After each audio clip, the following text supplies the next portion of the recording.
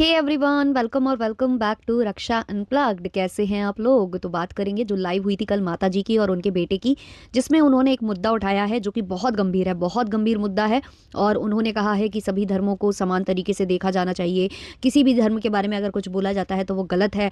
तो इन सारे मुद्दों को हम भी रेस करना चाहेंगे। काफ़ी अच्छा स्टैंड है जो कि माता जी और उनके पुत्र जी ने लिया है, तो इसको ढंग से डिस्कस करेंगे। लेकिन उससे पहले चैनल पर नए हो या अभी तक आपने हमारे चैनल को सब्सक्राइब नहीं किया है तो प्लीज़ सब्सक्राइब करना, बेल बटन पर हिट करना, वीडियो को कर देना भी से एक लाइक, क्योंकि बाद में आप लाइक करना भूल जाते हो। और अगर आप चाहो तो हाइप भी दबा सकते हो। चलिए शुरू करते हैं आज के पॉडकास्ट को। तो सबसे पहले हम लाइव की चर्चा करते हैं, क्योंकि लाइव में एक बहुत बड़ा मुद्दा रेज किया गया था। इतना बड़ा मुद्दा कि भाई इस पर तो मतलब प्रकाश डाला ही डाला जाना चाहिए। इनका कहना है कि जो कुछ भी हुआ है ना, हमारे पास प्रूफ्स है, हम लगा देंगे, कम्युनिटी पर शेयर कर देंगे, और ट्विटर तक बात जा चुकी है, ये इन्होंने कहा। हालांकि जो चीज़ हुई है उसको हम अप्रिशिएट नहीं करते हैं, बहुत ही गलत था। और ये मैं कई बार बोल चुकी हूँ कि जब आप लाइव में होते हो, आप हाइपर हो जाते हो, तो कई बार आपके जो शब्द हैं वो गलत हो जाते हैं, गड़बड़ा जाते हैं। और ये कई बार हमने देखा है, चाहे वो ये फैमिली हो, चाहे ये जो फैमिली आवाज़ उठा रही है ये हो, चाहे कोई और हो। बहुत ही भद्दी भद्दी लैंग्वेज का प्रयोग किया गया है, बहुत ही गलत गलत शब्दों का उच्चारण किया गया है। इससे पहले भी ये सारी बातें बहुत बार हो चुकी हैं, लेकिन कभी जो है इस परिवार ने मुद्दा नहीं उठाया। इवन अभी भी हुई हैं, बहुत सारी बातें हुई हैं। अभी बांग्लादेश का मुद्दा हुआ, क्या ये फैमिली या किसी ने बात की? अभी इतना बड़ा मुद्दा हुआ कि जो क्रिश्चियंस थे उनके त्योहारों को नष्ट किया गया है ना। और उनको नष्ट करने वाला, मैं उसको आपको डिटेल में बताऊंगी, बहुत सारी चीजें हैं। तो इस पर तो इन फैमिली ने कभी बात नहीं की, जिस पर इनको करना चाहिए, क्योंकि इसकी चर्चा तो ग्लोबली हो रही है ना। सबको ही बात कर रहा है इस विषय में। उसको डिस्कस नहीं किया। किसी पैनल पर अंदर जाकर कहीं कुछ चीजें हो गई, इन्होंने उसको आकर कॉल आउट किया। क्यों? क्योंकि वो इनके विरोध में वीडियो बनाते हैं, इनके विरोध में रिएक्शन बनाते हैं, तो उसका मुद्दा ये बड़ा सा बना देंगे। लेकिन जहां बनाना चाहिए वहां ये कुछ भी नहीं बोलेंगे, वहां बिल्कुल नहीं बोलेंगे। और ये बोलते हुए बिल्कुल अच्छे इसलिए नहीं लगते हैं क्योंकि टाइम टू टाइम इन्होंने डिसरिस्पेक्ट किया है किसी ना किसी का। कितनी महिलाओं को न जाने क्या क्या ये बोल चुके हैं लाइव में, बार बार रिपीट करने का कोई फायदा नहीं है। अभी लेटेस्ट जो है लप्पू ने बोला था कि आओ आओ चूस लो, है ना। और अपना जो कुछ है वो डोनेट कर रहे थे, जो कि विकी डोनर वाली मूवी में डोनेट हो रहा था। तो ये सब करने वाले ये फैमिली है ना। और भगवान के नाम पर भी इन्होंने कई बार इस तरीके की हरकतें की हैं, जैसे कि इनका नॉनवेज बन जाता है, इनके घर में खुद जो है पूजा पाठ चल रहा होता है, छठी मैया का घर आकर ये लोग प्याज का कुछ आइटम बनाते हैं, है ना, सात्विक भोजन नहीं करते हैं। तो बहुत सारी चीजें इनके घर से खुद हुई हैं, लेकिन अपनी चीजों को ढकना होता है, दूसरे की चीजों को उजागर करना होता है।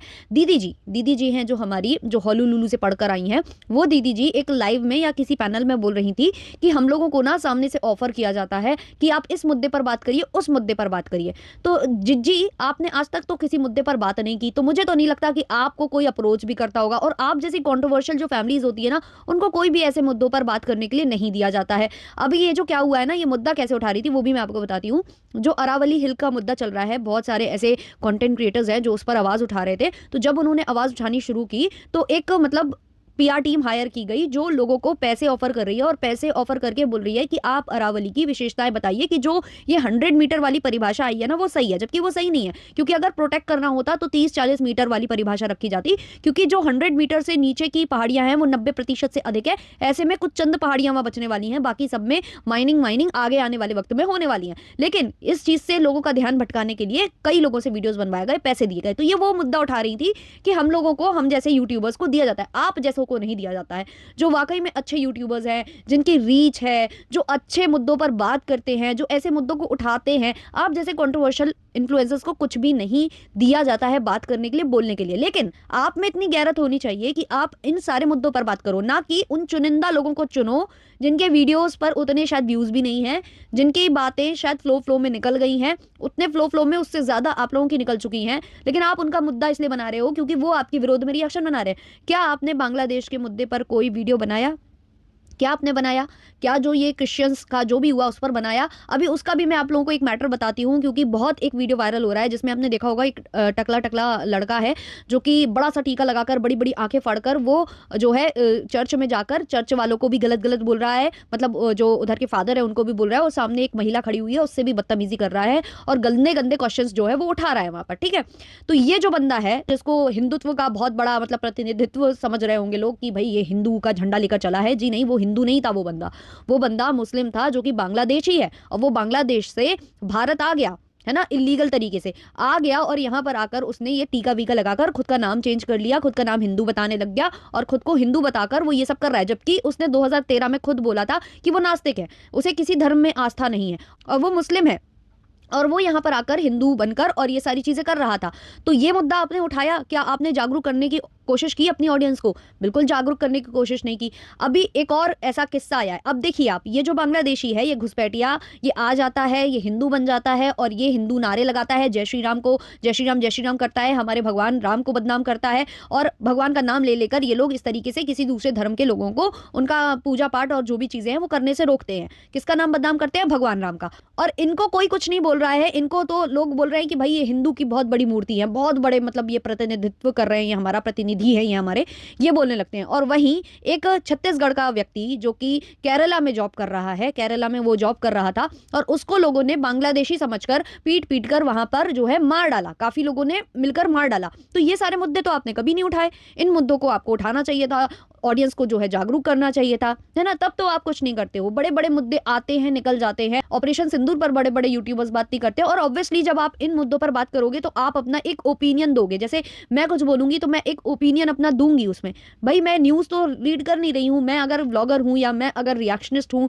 या मैं कुछ भी ऐसे वीडियोस बनाती हूँ तो ऑब्वियसली मैं यहाँ पर ओपिनियंस दूंगी कि मुझे भाई क्या सही लगता है, क्या गलत है। उसमें क्या होता है कि ऑडियंस ना दो पक्षों में बढ़ जाती है। कोई ऑडियंस आपको पसंद करेगी, कोई आपके इस कदम को अप्रिशिएट करेगी, जो उनके सोच से मैच होता होगा वो लोग बोलेंगे कि हाँ आपने सही बोला, जिनके सोच से मैच नहीं होता होगा वो बोलेंगे कि आप गलत हो। तो ऐसे में ही जो व्लॉगर्स है ना खुद को बचाते हैं इन टॉपिक्स पर, इन मुद्दों पर बात करने से। अभी आपको पता हो कि जो संभावना सेठ है उन पर काफी ज्यादा आवाज उठी थी क्योंकि उन्होंने ऑपरेशन सिंदूर पर बात नहीं की थी, या फिर इब्राहिम्स हैं उन्होंने नहीं बात की थी, उन पर तो सबसे ज्यादा सवाल इसलिए किया जा रहा था क्योंकि वो उस टाइम पर वहां थे जब वो हुआ था, पहलगाम में जो अटैक हुआ था वो वहां पर थे। उस वक्त उन्होंने बात नहीं की बल्कि उन्होंने कहा कि जल्दी ही व्लॉग आएगा। तो उन पर कितना सवाल उठा था, कितना, क्योंकि वो बोल नहीं रहे थे, ऑपरेशन सिंदूर पर नहीं बोल रहे थे। फिर उसके बाद जो संभावना है उनका एक स्टेटमेंट आता है कि मैं पॉलिटिकल मुद्दों पर बात नहीं करती। भाई अब समझ में आता है मुझे, जब मैं बात करती हूँ ना इन मुद्दों पर या मतलब मैं अपना कोई ओपिनियन रखती हूँ तो मुझे समझ में आता है कि ये ब्लॉगर्स क्यों नहीं बात करते, क्योंकि सबको सेफ खेलना है, सबको किसी के नजरों में बुरा नहीं बनना है। मतलब कि सारे जो ब्लॉगर्स हैं, सारे जो कंटेंट क्रिएटर्स हैं लगभग, जो कि ब्लॉगिंग की कैटेगरी के हैं, जो इन मुद्दों पर बात नहीं करते ना, वो खुद को इन मुद्दों में बोलने से रोकते इसलिए हैं क्योंकि उनको चाहिए कि भाई हमें हेट ना मिले, उन्हें बस सबसे ना सबकी गुड बुक्स में रहना है। तो वैसे ये फैमिली करती है। तो ये फैमिली ने भी कुछ नायाब अच्छा कुछ किया नहीं है अभी तक, कुछ ऐसी बातें उठाई नहीं है, अभी कुछ ऐसे मुद्दे रेस किए नहीं है, इन्होंने कुछ नहीं बोला है। बकायदे इनके ब्लॉग्स रोज आते हैं, दिन के 3-3 ब्लॉग आते हैं, लेकिन मजाल है कि ये लोग एक भी बार ऐसे मुद्दों को रेस करते हों। लेकिन कल वाला मुद्दा इन्होंने जोर तोड़ से जो है हवा बनाकर पेश किया। क्यों? क्योंकि इनको चाहिए था कि भाई वो हमारे विरोध में बनाते हैं तो इनको हम जो है ना खत्म कर कर मानेंगे। भाई डीएसपी से बातें हो रही हैं, सब कुछ किया जा रहा है, आगे किसी को करके जो है पीछे से ये लोग जो है खेल रहे हैं और कहीं ना कहीं किसी को धमकी देना चाह रहे हैं। वो किसको देना चाह रहे हैं, किसको डरा धमकाना चाह रहे हैं? जिसको चुप कराया गया है, जिसको बार बार ये लोग पोक भी कर रहे हैं और ये चाहते हैं कि हम पोक करते रहे, हम उसको हेट पढ़वाते रहे, हम उसके कॉमेंट्स में जो है गंद मचवाते रहे। लेकिन हमें हेट नहीं पढ़ना चाहिए, हमें कोई कुछ ना बोले, वो लड़की हमें पलट कर कुछ ना बोल दे जो हमारी एक्सपीआर थी, है ना। और जहां वो कुछ भी बोलती है सारा परिवार जो है लाइव लेकर बैठ जाता है और उसके ऊपर जो है शासन करने लगता है। तो ये कहां तक सही है भाई? चलो आप इन मुद्दों पर नहीं बोल सकते थे, अभी आप बहुत बड़ा ये मुद्दा बनाकर, ये बहुत बड़ा मुद्दा है, ये देश का सबसे बड़ा मुद्दा है जो आंटी जी उठा रही हैं या इनके कपूत उठा रहे हैं। एक और मुद्दा है अभी जो हमारे कुछ बड़े बड़े जो नेता नगरी वाले लोग हैं जिन्होंने माइनर लड़कियों के साथ जो है गलत किया हुआ है, वो बेल पर बाहर है। उसमें नेता भी आते हैं, उसमें कुछ ऐसे लोग भी आते हैं जो धर्म के ठेकेदार बने बैठे रहते थे, है ना। 2 हैं उसमें से, आपको पता ही होगा, एक आसाराम है, एक राम रहीम है। और इसके अलावा अभी जो अभी आया है सेंगर बाहर, है ना, वो कुलदीप सेंगर बाहर, इन पर तो भी आपने नहीं बोला। देश की बेटियों के बारे में आपने नहीं सोचा। आप तो मतलब बेटी का झंडा लेकर आते हो, आप इनके बारे में भी कुछ बात करते, इनके बारे में भी बताते कि ये कैसे छूट गए हैं, ये कैसे बाहर आ गए हैं। अब वो सिंगर का देखो, उसने 16 साल की वो लड़की थी जब उसका इन्होंने किया था, गैंग भी हुआ था उसके साथ। उसके बाद उसकी रिपोर्ट नहीं लिखी जा रही थी उस लड़की की। 9 महीना तक वो थक चुकी थी, हार चुकी थी कि मेरी रिपोर्ट लिख ली जाए, मेरी रिपोर्ट लिख ली जाए।